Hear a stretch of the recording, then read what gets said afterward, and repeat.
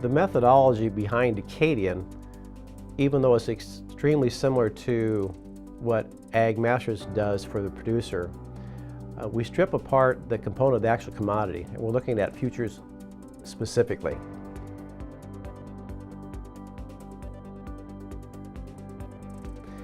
And we like to tie it to commodities that are influenced by weather, because growing up on the farm, we learned a lot about weather that the average person doesn't understand. In fact, my father told me once, when I asked him to explain how he knew what was going to happen in the weather, he said, well, you know, in dry weather all signs fail, and in wet weather all signs fail.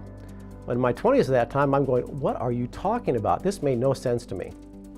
And he finally told me, he said, when you're in a drought, when they tell you it's going to rain, it's not going to rain, because all signs fail.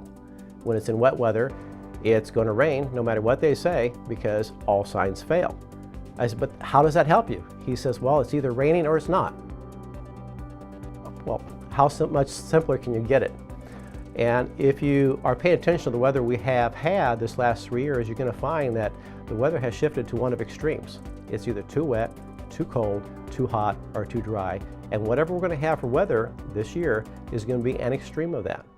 And one thing we have learned is crops don't like extremes. So therefore you have a reduction in supply, we still have the same demand equation, and then you have a powerful price rise. And you'll notice how prices have rocketed this last 3 or 4 years and fallen very sharply, strictly because of the weather influences. The population base of this world continues to grow, demand continues to increase.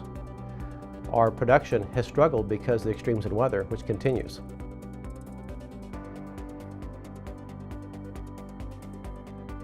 So, as we had spoken earlier about the fundamentals versus technicals, fundamentals is a key component to determining how far a market can rise once it collapses. And seasonality within a commodity market is generally on a yearly basis. You have a seasonal high during the year and you have a seasonal low. When you have overproduction or underproduction, you can have an extreme high or extreme low within that seasonality of the market. You tie this component to a 5-year trend of major highs and major lows, you can actually recognize within the trading, and we mentioned about this big book I used to look at, when you start tearing a chart apart on a 5-year, 10-year, or 30-year basis, you can see where the ranges are, and you know where the upper 20% of the market is or the lower 20%. And what we're looking to do is place you in a market which has fallen to the lower 20%, which is undervalued. It's almost like stocks. They tell you when a stock market is undervalued, you need to own it. When it's overpriced, you need to be out of it or sell it. So when we recommend a long-term investment for you, we're going to be looking at a long-term seasonality, a supply and demand structure on it, and then we're going to look for a technical breakout.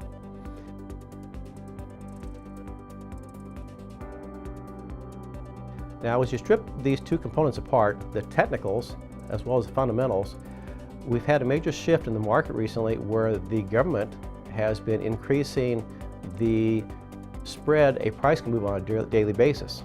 This is done because of money flow. Commodity trading on commodity futures was set up for the agricultural area, but everyone is always after the money, and the Chicago Board of Trade, controlled by the CFTC, is all about making money for themselves. So the more a price can move, the more money is moved and the more interested funds are. So now we have billions and billions of dollars of fund money in the marketplace, and they don't care about fundamentals. You have to understand that that component has been torn apart from the fund activity because the funds only care about one thing, and that's making money. Well, at Decadian, we're concerned about making money too. So we have to understand what moves price. And when we talk about fundamentals this last 3 or 4 years, we tell people that fundamentals don't matter till they matter, and they don't matter till they do. That may sound overly simplifying or maybe confusing, but you have to understand that the funds trade technicals, the computer-generated, money-driven programs. And if a sell signal is generated technically, the fundamentals don't matter, and they don't care because they're making money driving the market higher or lower. What we have to understand is when fundamentals override technicals.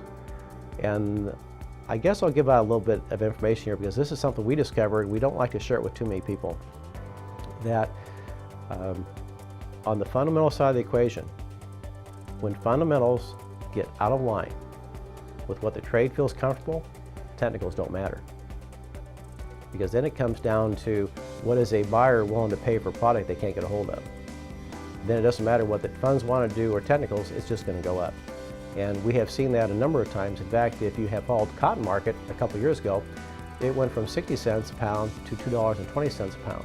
That's a 400% increase, and if you're in cotton, that's a 4,000% increase in your profit. Because in commodities, and I guess I'm jumping to a different subject on this, but it's important to know that commodity trading is leveraged investment, and that's what causes people problems.